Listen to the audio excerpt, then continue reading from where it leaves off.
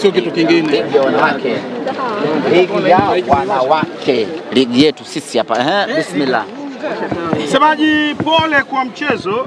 Dabi ilikuwa ya aina yake. Siku hizi hakuna dabi ya wanawake wala wanaume. Tunaona dabi kulikweli leo imepigika hapa uwanjani. Unaozungumziaje kwanza mchezo? Mmeweza kupoteza moja kwa bila. Mchezo kwa upande wako kama msemaji wa Simba, kwa aina yako ulikuwaje?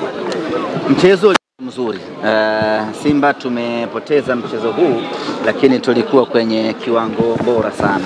Iko michezo ambayo Simba Queens tunashinda, lakini unaona papatu zinakuwa nyingi. Yani nashinda kwa uzoefu na makosa mengi ya mpinzani. Mechi ya leo pamoja na kwamba tumepoteza, lakini tumeshuhudia ubora wa hali ya juu sana wa wachezaji wa Simba Queens.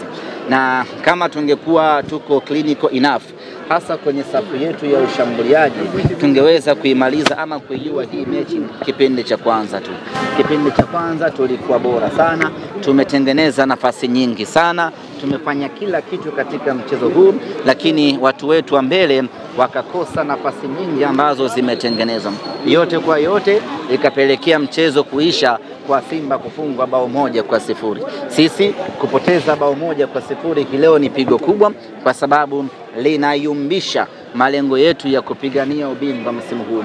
Kwa kupoteza huku, maana yake ni kwamba tunakwenda kumpa faida zaidi mpinzani wetu ambaye ni JKT Tanzania kwenye kuania mbio za ubingwa. Lakini sisi Simba Queens hatujakata tamaa, bado tunao nafasi ya kuipigania Simba Queens kwenye mechi ambazo zimesalia.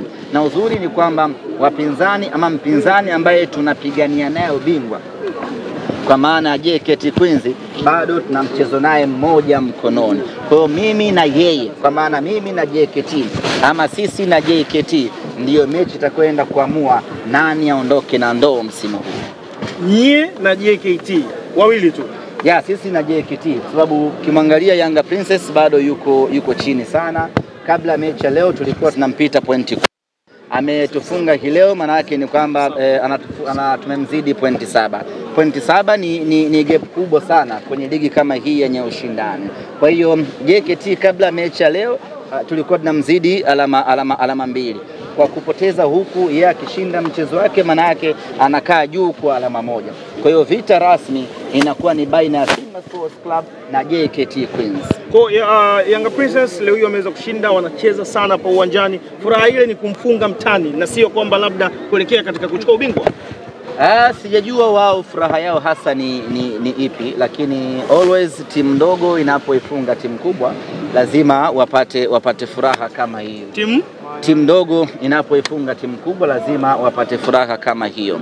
Lakini kwa maana ama ukiniambia wana ndoto za ubingwa ni ngumu mno. Kwa hiyo walichokifanya wao, wametimiza malengo yao. Malengo yao ni kumfunga Simba. Kwa hiyo wana kila sababu ya kusherehekea, na hiyo ni hulka ya timu ndogo. Anapofanikiwa kuifunga timu kubwa lazima aselebuke. Sisi tunarejea katika uwanja wa mazoezi na kuangalia mechi ya leo, pamoja na kwamba tulikuwa bora, lakini tumekosea wapi kiufundi na kuweza kuruhusu bao 1. Kwa ushindi wa 3 zimeisha. Tatu zimeisha. Nasikia wafutulisha utawala